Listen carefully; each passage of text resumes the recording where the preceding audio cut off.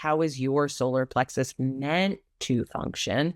Are you ignoring it, forcing it, pushing against it? Because that could be a major play into what's burning you out. There is another way. I don't have to be consumed by this bitterness, that it is possible to live in your signature theme. Welcome to today's episode of Business Growth Lab. I'm so excited to be here chatting with Jenn Greiner today because we're going to be talking about one of my all-time favorite subjects, and also a subject that I know that so many people or so many people who are listeners to this podcast love, and that's human design and emotional energetics. Because it doesn't matter how many tactics we have, all the systems, all the things I talk about, they're really important, but unless we have this foundation, this emotional foundation, things just don't go right. And astrology is in our favor right now. Jenn and I were talking about it in the green room, and we need to make sure that we've got things, just our little ducks in order to make sure that we can make the most of that. So Jenn, welcome to the show. Thank you so much for having me, Sam. I love getting to talk about human design and all of this with someone who knows, works with it, feels it, gets it. Oh, I just love it. People that listen to this show know what human design is, so we're not going to go there. There's plenty of episodes that talk about what it is. I want to go deep with you because you're an expert, so let's go there. Now, astrology, like I mentioned in the beginning, astrology is in our favor right now. Can you just talk a little bit about what's going on right now? Yes, it is so exciting. It is such an abundant time. It was exact, I believe, yesterday, but we're still in this energy of the Venus-Jupiter conjunction. So they So only come. let me just say we're recording this on the 11th of June. So we're talking about this conjunction on the 10th of June because obviously this episode's not coming out today. Just to make sure that everyone's super clear. Yeah. Yeah. It's such a special day. It only really happens every about 12 years when these two get to meet in the sky. If you look and see those two bright planets right next to each other, Mm, right? They're beautiful. And why this is even more special is because this is taking place in the sign of Cancer, where mhm. Jupiter is exalted. So even more abundance and expansion, and with Venus bringing in the love. So it's a great time to really allow yourself to receive and expand in that abundance, or set intentions and put yourself into that higher vibration and frequency so that it all can begin to come in for you. I love it. And I love that you said that we can actually see it because we've had the beautiful clear winter skies. It's grey and rainy today, but the last few nights we've had super clear skies, and every night when we've gone out, me and my husband, I'm like, oh, look at Venus, isn't she beautiful? Because it's been so clear and sparkly, and and Venus sends that energy of love, and you're just like, oh, I love you. You look so pretty in the sky. Oh, yeah, it's so nice to just feel her shining down on you. She's my chart ruler, so I'm a little biased, but I just Ah, love this energy. absolutely. So we've got this energy of abundance. Jupiter's got it's the big planet, it's got the big energy. What are some of the symptoms that we may be experiencing right now that isn't in alignment with what we're talking about? So maybe people are feeling like, well, I'm not feeling super lit up right now. I'm not feeling super abundant right now. Everything's feeling hard. What could be going on? Easily said, out of alignment, right? If you're not following that strategy, authority, if you're feeling overwhelmed, if you're giving in to the energies that be fluttering across the world right now, those things that are bringing you into your not self theme, right? They could be patterns that you're being called to break so that you can receive that abundance. Or maybe there's conditioning, those external societal pressures that I should do this or I have to do this, rather than honoring what your own internal authority is guiding you to do differently, because our path isn't always crystal clear and easy and direct. Oh, I wish it would ever, I be. would have thought. So sometimes we can try to force a timeline or force it to look a certain way, falling into those expectations or over attaching with outcomes. So any and all of that can definitely be going on and holding us back from receiving all these blessings that can be coming our way.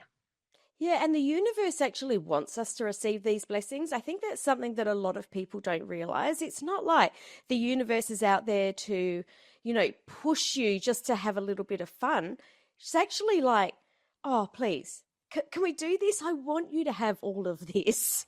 And I think to have that sort of, not, yeah, like in the back of your mind to really understand that it is available to all of us. You just mentioned then that there are patterns to break. Here's where I find it gets really tricky. People don't even realize they've got patterns to break because they're subconsciously moving through the day, unconsciously moving through the day. These are patterns that we've had our whole life. You've worked with a lot of successful people. How do or what needs to happen to start to understand what these patterns are to even understand that they need to be broken? Does that make sense? Yeah. And I think that's sometimes the hardest place, right? To Yeah. be willing to look, to be willing to change, to be open to there being another way, or to doing the tough work that it does require to bring all of that into awareness, to change the patterns, to do things differently. So I awareness is always the first step, right? So Mm. whether it's being aware of I'm being called to use human design to look at this blueprint, to see where I'm out of alignment, to see what patterns I do have or don't have, to use these self-help tools that we have to be able to begin to bring that to the awareness. Mm. I mean, human design is I think, the easiest place to look because it's all there. It's all there in your chart. Just have a look at it, and it shines the light on. Oh, hang on, and then you can start to reflect and journal and notice. Oh, this is what I've been doing, or I've always felt like that felt right. I want to touch on tough work. You said tough work. A lot of people think that being in alignment is this place where it's almost like there's butterflies and rainbows and babbling brooks, and it just feels beautiful and nothing goes wrong. Can you talk a little bit about the journey to alignment in your, because we might have very different ideas around this. Yeah, so I am 6 years into my human design experiment. So, and as a 3-5 profile, I've made a lot of mistakes. So learned a lot of lessons, and I'm not done learning, right? They're going to Yeah, continue. I was going to say it's a lifelong thing, right? We're on a lifelong learning journey. Absolutely. So I like to think that I've learned a lot of things along the way that will carry me forward and prevent me from experiencing the dark clouds that come and the challenges that we have to face. But we are humans in this life experience. So I'm not naive to that. But it is tough work, right? To bring it all to the Mm, awareness, to be committed to changing, to doing things differently, and also keeping it in our awareness, right? I'm an yeah. emotional protector, so it would be so easy for me to say, up, I have to lay here and do nothing and wait for the invitation, Yes. or give into conditioning and say, well, I guess I'll just burn out consistently trying to be a generator. Mm-hmm. So, all the ways that human design shows us our roadmap, our blueprint, like you said, it doesn't mean that it's going to be easy, but how can we find ways that we can see those butterflies, that we do get glimpses of those rainbows, and know that we can get ourselves back there when we need, that is always an option. And I like to tell all my clients that it is possible to live in your signature theme. It's not Absolutely. likely, right? You're not going to stay there 100% of the time, but you get to experience this. You get to live there. And sometimes just that knowledge of that hope and that opportunity of living in alignment can help you get through all the tough deconditioning things that happen along the way. Absolutely. Let's talk about someone that may be feeling like they're not in alignment and they're feeling burned out, drained, tired. I find this the trickiest place to be. Like, where do you even begin with without absolutely burning everything to the ground and like overhauling your entire life? Mhm. Oh, that is such a great question. And I mean, I think it differs person to person, right? It's such a unique experience. So where you're at, right? Honoring that uniqueness. But I think those moments of joy, right? With what we were talking about, the blessings and everything, how can you bring that into your life? How can you remind your mind, right? Because our bodies remember. How can you bring that Yes. awareness back to say, oh, right, this is possible. I can feel good. Because when we're burned out, right, physically, emotionally, mentally, spiritually, like there is no sunshine coming through those clouds. Yeah. So to put ourselves even in our environment, right? That's where everything gets to flow. It feels better. It usually brings a smile to our face. So there you can remember, oh, there is another way. I don't have to be consumed by this bitterness because it is so easy to be. And looking at human design, I love to look at the sacral, right? Are you a generator and have that defined sacral, but you can still burn out, right? Or are you a 100%. non-sacral? Right? It doesn't mean that go, go, go, go, go. So just that sacral dynamic and how you're utilizing it. What are your channels? What's your undefined gates and areas? And then, of course, the emotions, right? I love looking at the solar plexus, emotional waves. How is your solar plexus meant to function? And are you ignoring it, forcing it, pushing against it? Because Mm, that could be a major play into what's burning you out. yeah. I love how you articulated that, because when we do just one little thing and we feel it in our body, and then it's like, oh, this feels good. It reminds you, let's do more of that. And then that is the deconditioning process, right? It's just like coming back to that a little easier, a little faster, a little bit more without thinking about it. And the more that happens, the more you just are. That's what I feel the flow state is. I don't know if that's what it feels for you, but I'm a 6-2 generator, so if I note I can easily work 16-hour days without putting my head up easily.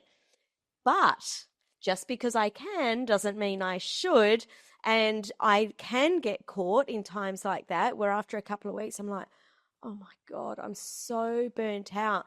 And what is funny is most people think burnt out means you need some rest. And let's face it, after 16-hour days, you do need some rest. So I'm not saying that. But I usually find it's just like I need to go out and go dancing or listen to a live band, or like I'm very music and dance oriented, or I need to go and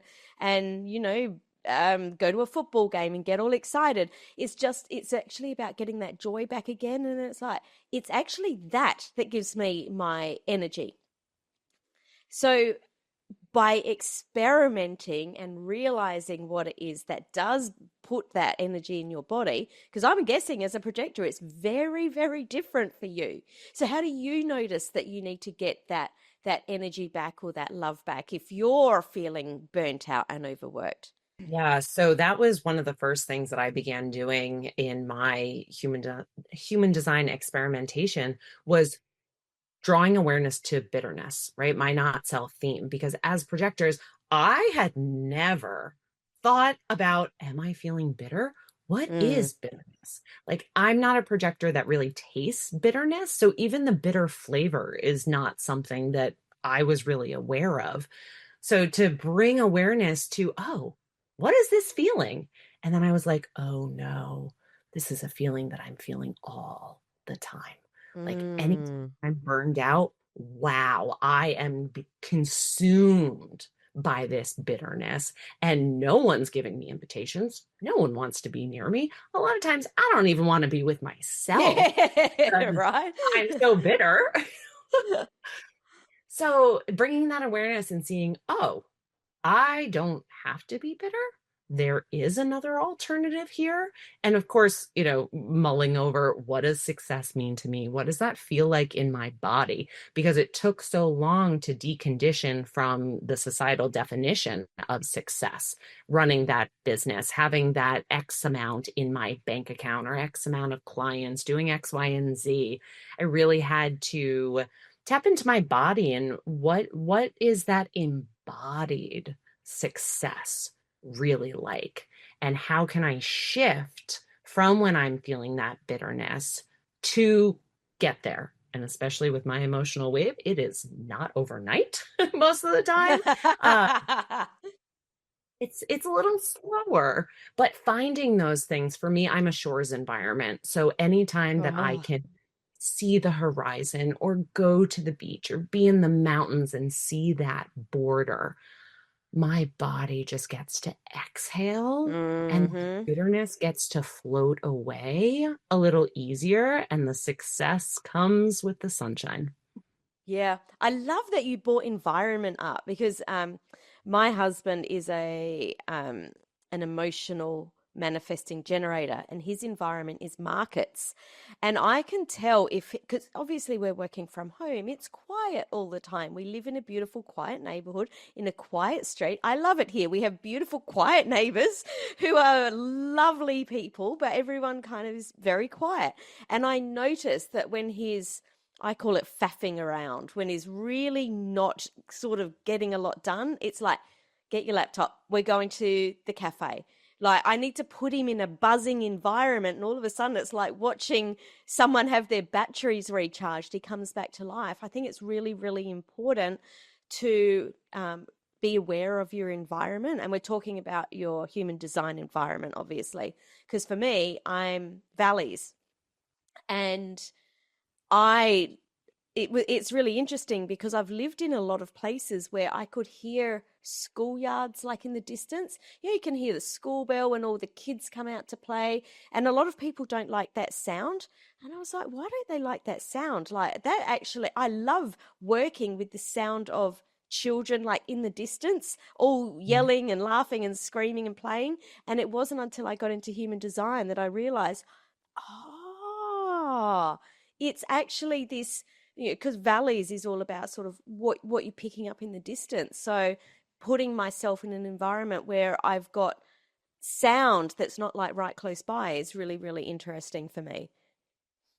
Yeah, and just how it shifts, right? When that bell Yeah. went off, and you could hear Yeah. those acoustics, our body just gets to, I mean, it really feels like an exhale for me Yeah. that it's okay, calm, I am centered, I'm feeling more in that signature theme, and it's beginning to radiate through my entire body. Yeah. And that exhale, and I think that's one of the reasons I suggested it, is because for someone that has their environment as markets, it's going to be different. So they might be thinking, well, I'm doing what Jen said, but I'm not feeling like, yeah, it feels nice being at the beach, but maybe I'm not feeling that sort of that exhale in the same way. So be really, really conscious of what your environment is and start to notice how it feels in your body when you're in those situations, because then when you're in your proper environment, you'll get that proper exhale. Yeah, and I imagine for your husband being a manifesting generator and that markets, right? When he sits down and gets to work and gets to put that energy into motion, that is probably extremely satisfying for him. Oh, he's For like an me, energizer bunny. Yeah. Completely right. different for you as a projector. Yeah. Yeah. I'm Yeah. not one to go work at cafes. I might go and people watch and absorb that sacral energy so then I can go do something Yeah. else. But I'm way too distracted. And I really just want to people watch whenever I'm in a public place like that. Yeah, and probably somewhere close to him because he's usually doing six things at once, buzzing on the energy. So you can get your sacral energy from him. Yes. Yeah. And sometimes I'll go to a cafe, and even lately, I've been noticing when I do group activities, afterwards, I am close to burned out, right? Mm, Not all consumed burnout, but I'm like, I need to lay down or be done for the day because that was so much for me. Where when I am one on one with people, I am feeling good. I am not burned out after those interactions. I'm thriving, feeling successful.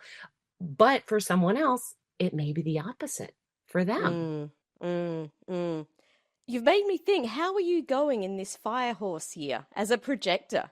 Because I don't know about you, but when people said at the beginning of the year, this year feels like it's going to go really fast, logically, I was like, it's going to go fast. Now we're sitting here in June and I'm like, oh my goodness, I'm going to blink and the year's going to be over. It is flying. It is going so fast. As a projector, how are you dealing with this energy? Yeah, it is very much going fast in all of the ways. And especially with, this is why I love working with the transits too, because looking at my astrology transits, I'm like, whew, I am not crazy. I know this is going on. This is why. Okay. So grounding has been my best friend this year Mm-hmm. because when I sit down, do work, do the things, it comes. The ideas, my throat through my crown is open and undefined. So there is just so much coming in that the mental Mm, burnout has picked up a little more. So I have to be very mindful of how much am I setting up within my day? Do I have time to ground myself? Am I giving myself time to think and imagine? I'm also a split definition, so I need extra time to process too. So, managing my calendar so that I do not burn out is definitely a huge part of my business as well as my personal success so that I can make sure that I have all the self-care, everything that I need so that I'm mm. not burned out come July and August when we're going to finish this year. We still have a bit to go. Yeah, that's exactly right. Now, obviously, we've just talked about a very quick year. It's also in numerology, it's a 1 year, it's a build year. Many people, I don't know if you've seen this. I'm sure you have. I remember the event that I met you at, and we were talking about this. That a lot of people are making these little pivots, not major pivots, but I guess really dialing in what they're doing, putting a lot of foundations in place for how we're moving into the next 9 year cycle. How or what tips can you give for people that are trying to build those success and get all of these things in place in a year that's moving really fast, but also staying in alignment with their natural design? Because on paper, people might feel like they're succeeding and ticking the boxes, but they could still be out of alignment and not getting those foundations in place in a way that's sustainable. Yeah, I what just came dropped in for me was redefining self-care. right? Hmm. The world has shifted. So 5 years ago, we were talking about self-care with those bubble baths and the journaling and all of those coping skills that are great and we still need. But now we're really needing to redefine that. And I imagine, right, our strategy and authority is in there, really staying aware of our signature theme so that we can move into that. So there are different aspects that are kind of at play now to challenge ourselves to say, okay, when I envision myself in my signature theme, what is that feeling? What in my life brings me that feeling? And how can I create that as some of my new self care, some new coping skills with my clients I would say 6 months, 6 to 12 months, we're reevaluating those self care tips. Do they still work? Is it no longer available? Did you have this big life event come up that transitioned you Mm. into something else where you're being called to have these new skills so that you can hold on to what capacity you've had, if not continue to expand that as more and more is coming in, what feels like at rapid fire. Yeah, rapid fire, definitely. Um, when you were going through this, or when you started this process, you said you've been in the experiment for 6 years. I know for me, I used to keep a diary because I used to forget, like, because, we do what we've always done. I used to forget some of these things, some of these self-care things, or some of the ways that I would deal with things. How did you go through that process, that the at the beginning of that deconditioning process? Yeah, a lot of self-reflection, really just giving myself the time and space. I'm not always a huge journaler. I Hmm. like to brain dump to journal. Yep. So when there were things on my mind, definitely doing that. But I just love having a beautiful view, right? My shores environment. So, how can I sit with myself in silence and really see what's coming up, right? When I dove into human design, I was reading everything that was on the internet about projectors. So, I was absorbing all of this information, but I really had to pause to say, what applies to me? What Yes. resonates? Because I can't do everything that it's saying. I don't instinctively know exactly, what is right and what is not correct for me. So really just allowing myself that time as well as creating new relationships. I don't know about you, but last year I let go of a lot of friendships, of business relationships, right? That year of the snake and the shedding that we did. Yeah. There was a lot of shedding going on here too, let me tell you. Yeah. So to have relationships with people who speak this language, who support me, especially as a projector, who invite me into these deep conversations, there was this recalibration in my external world as well to say, who can support me in this? Who recognizes me? Who will allow me the space to process these things or speak aloud to make sense of Mm. going on inside? So having those special people in your life that you can do that with um, is something that I was focusing on earlier this year to make sure that gave me the support and could carry me through whatever arose. Yeah, I love that. So, if someone feels like they've stalled or they're stuck or they're just not building or growing in a way that they feel is fast enough, or you know maybe even at all, where do you look first? Do you look first at their strategy? Do you look first at their authority? Something else? You're just talking about relationships. Like, where do you start looking with your clients? Yeah, one really powerful piece that I love utilizing is pulling apart the conscious and the unconscious design. Because, yes, together you have this quantum design that gives you a lot of energy. But when we separate that and see, how are you consciously functioning, how is your mind working, versus, because usually they're different, right, versus your unconscious, how your body is functioning, and how can you honor both of those and practice them so that then you can bring it together in your kind of everyday life. Mm. So, without sharing any personal details, obviously, can you give us an example of a client that you've worked with? What was happening, sort of what you noticed with that, and sort of what changed? Yeah, so I actually have two generator clients, right? They both have that defined sacral.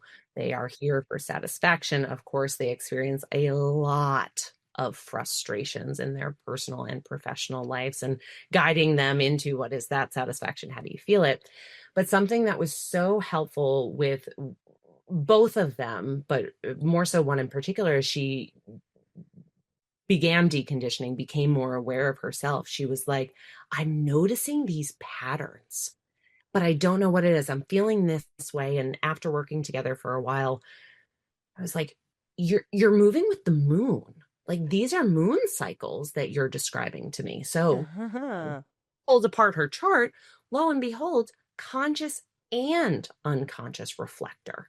So to Mm. honor that she has these reflector qualities, that she is a lunar being, she needs to work with the moon and honor those energetic Mm. cycles because they're happening under the surface, whether she's aware of it or not.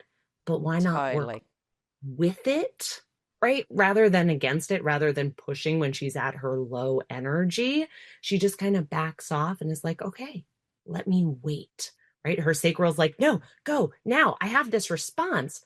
But now that she understands these underlying workings, she's like, I'm going to wait, ride these lunar energies, see what the answer reveals, what clarity I find.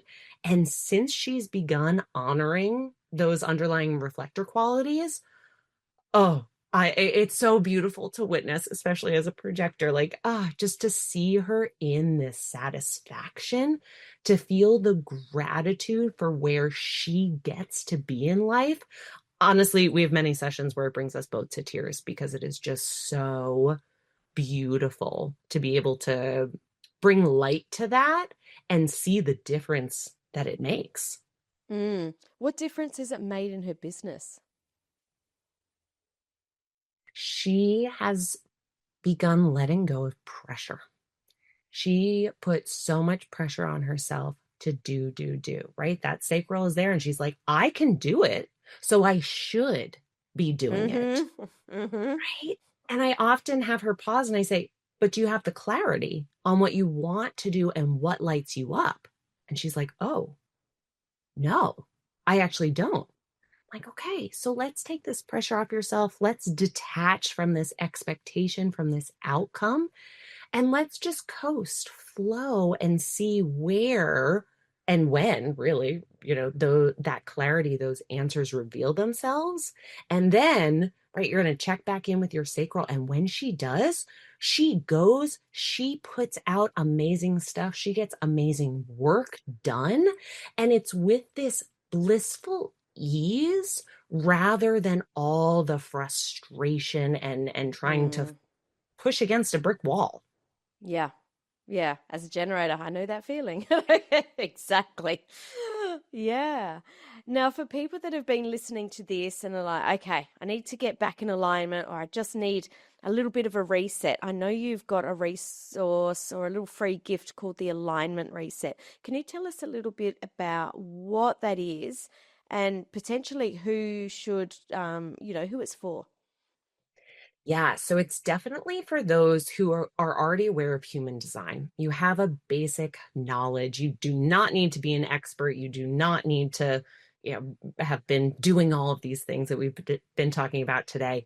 But understanding these words that we're talking about, this language, conditioning, your gates, and this reset outlines my 3-step process that I use with clients to decondition, to really look at your blueprint and utilize it. First, looking at the centers. Where are you undefined? Where are you Mm. trying to push so that you can back off, have that ease and flow, move through those centers, honor your defined centers. And then we go even deeper, looking at your openness, where your hanging gates are, where your splits are, because so many, everyone really that I work with falls into those shadows of Mm-hmm. those, the emptiness right on the other side of our hanging gates. We want that so bad and we force and push. So when we look at those shadows and say, whoa, I'm out of alignment right here in this little place in my chart, and you start shifting that energy, and there's a lot more ease. So this is definitely for those who want to decondition on a deeper level and really use the roadmap that human design gives us. I love that. We'll put the link for that in the show notes below, wherever you're listening, so that you have access to that. It's those, once you've got the strategy and the authority, once you've got it all in, being able to hone into those little things can make such a difference. For me, all my centers at the top are all open, like everything's open until it gets to the G. So what I realized myself is, if I wasn't getting external inspiration to create content, it was like hitting my head against a brick wall. But when some inspiration drops in, I can create 20 pieces of content off that same idea. So really understanding how you're designed to work and how your centers, I guess, utilize that information is really, really beneficial. Love that so much. Yeah. Yeah. It helps in our personal life, but especially our business, right? When we want to be in our business, working with that ease and flow and finding that alignment, being in our signature theme, like it does get to be that simple if we let it. Yeah, totally. I want to finish off with a little bit of a different question. What's a belief that you hold about human design that most people would disagree with until they've actually experienced it for themselves?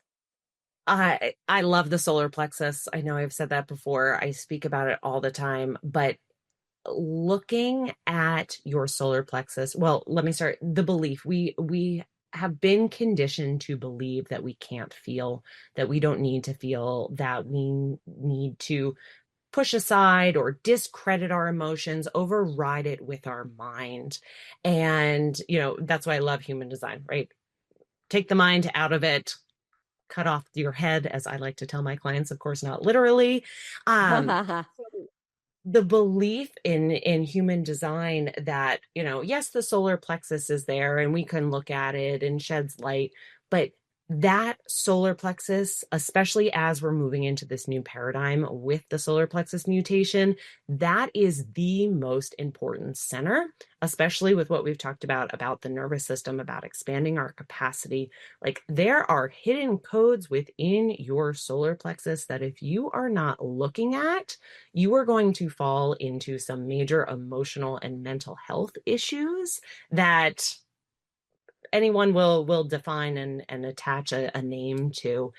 But really, when we can look at this center and honor that we are meant to feel, that there is so much Mm-hmm. information in there, whether you're an emotional authority or not, can really, really shift and make a huge difference in your deconditioning process and alignment.